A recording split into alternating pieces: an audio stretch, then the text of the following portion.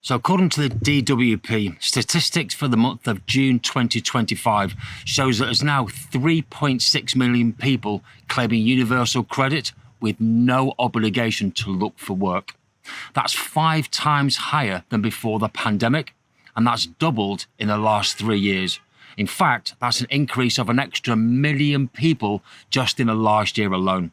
There's also a further 20,000 people a month who are going to be deemed unfit to work due to mental health issues. So with fewer people working and contributing into the system, someone's got to foot the exploding welfare bill. And where's all that money going to come from? Well, it's going to come from the same welfare pot that's meant to pay for our pensions when we get to state pension age. Now, if the government keeps throwing money at the ballooning benefits crisis in Britain, it could mean that smaller pensions are going to be needed for all of us, which means a far tougher old age. Now, Benefits Britain is already costing billions of pounds a year. So in this week's video, I'm going to look at the UK debt burden, the state pension, the breach of our social contract, and the unfairness between generations. Hi, my name's Simon, and I'm a chartered financial planner, and a very warm welcome to the channel. We've got over 80 videos on the channel on personal finance, as well as financial education, which have been watched over 2 million times. Now, I want you all to have a quick look at the national debt clock on screen, and that currently sits at £3.2 trillion, and that's increasing at a rate of £5,170 per second. Now, Britain's public finances clearly are already stretched to breaking point and beyond. And between April and July this year alone, the Treasury borrowed £60 billion, and that was just to keep the lights on. Now, against this backdrop, the spiralling welfare bill is not some marginal line item on some imaginary spreadsheet. So every new pound allocated to universal credit adds directly to the debt mountain, and that means higher interest payments, which are currently already sat at £111 billion a month. So the danger is crystal clear. If the debt costs balloon much further, pensions could be one of the first unprotected areas forced into some very painful cuts. Now, this chart explains how our taxes and the government borrowing is currently being spent. And you can see at the very top of the chart, we've got something called social protection. That's the state pension and welfare benefits to you and I. And yes, that does say £379 billion a year. So the state pension has long been sold to the public as a guaranteed return on a lifetime of national insurance contributions. So workers pay in on the understanding that they're going to get some sort of dignity and security in their retirement. But that social contract is under immense strain. Now, the OBR already projects pension spending to rise sharply over the coming decades as Britain's population ages. Add to that a ballooning welfare bill, and pensions are no longer likely to be insulated from any changes that are coming down the track. Now, what's clear to me is that the Treasury can't indefinitely fund both without raising taxes to levels that are going to choke growth or by cutting back severely from elsewhere. So unless I'm mistaken, this is going to create an increasing sense of unfairness.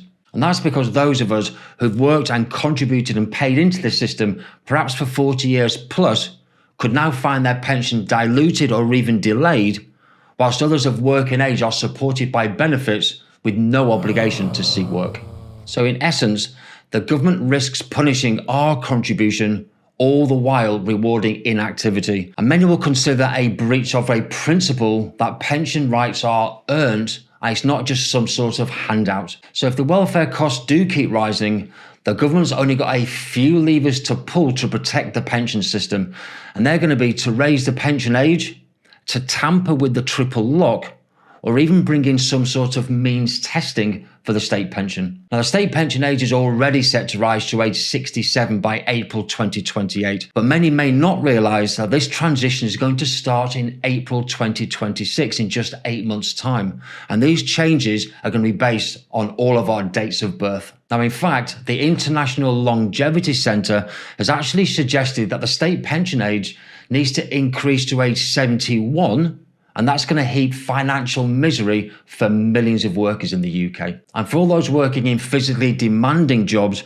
working longer isn't just unfair, it's going to be border on the impossible. But without any policy change, the sums don't seem to make much sense anymore. Then we've got the triple lock, and that's one of the guardrails protecting our pension policies. It promises that pensions are going to rise each year by the highest of inflation, wage growth, or 2.5%. This means that in recent years, pensioners have actually been enjoying state pension rises in excess of the working population. So with welfare expanding simultaneously, the triple look looks increasingly unsustainable. And in fact, the IFS have called to scrap it altogether. But on the other hand, breaking the triple lock could be seen as a betrayal of trust, but keeping it may prove to be financially reckless. Either way, pensions are going to be caught in the crossfire of this very new financial reality. So if you're finding value in this video on the effects of Benefits Britain and our retirement plans, then please hit the like and the subscribe button, and don't forget to hit the notification bell as well so you don't miss any of this future content. But let me know, how do you think we should tackle this benefits crisis? Let me know in the comments below. Now, Britain's welfare state was built on the idea of fairness, where those who can support those in need. Now, this principle has held society together through decades of change.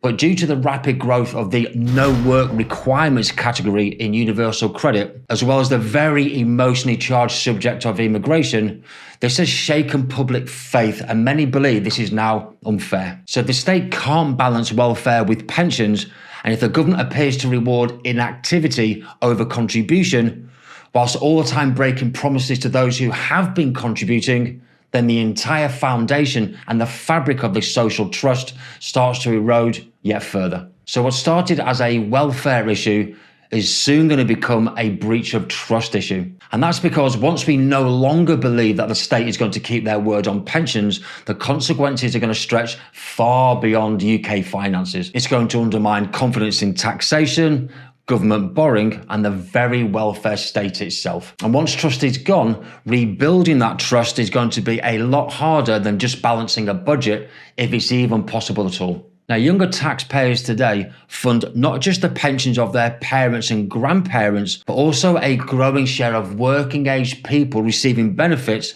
with no requirement to contribute or look for work.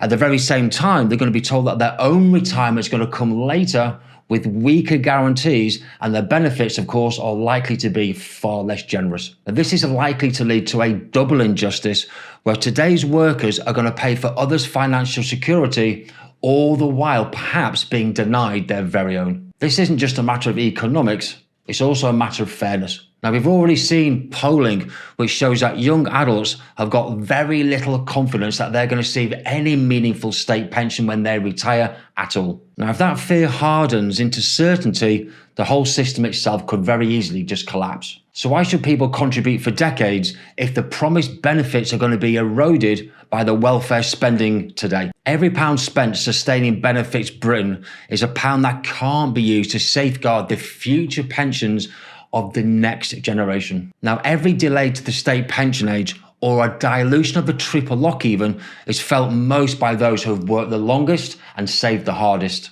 Now, if Britain keeps writing blank cheques to fund the welfare expansion, it may soon find itself unable to honour the pensions contract that underpins the retirement of millions of people. And when that day comes, it won't be the welfare claimants who pay the price, it's going to be the workers and the pensioners who upheld their side of the bargain for decades. So in order to be better prepared for your retirement, I've linked a further 2 videos in this series about how a lifetime of paying national insurance contributions might not be enough to guarantee you the maximum state pension, and another about some of the lies and the misunderstandings about the state pension. Thank you for watching to the very end and for your time and for your patience as always. I'm going to see you all again next week.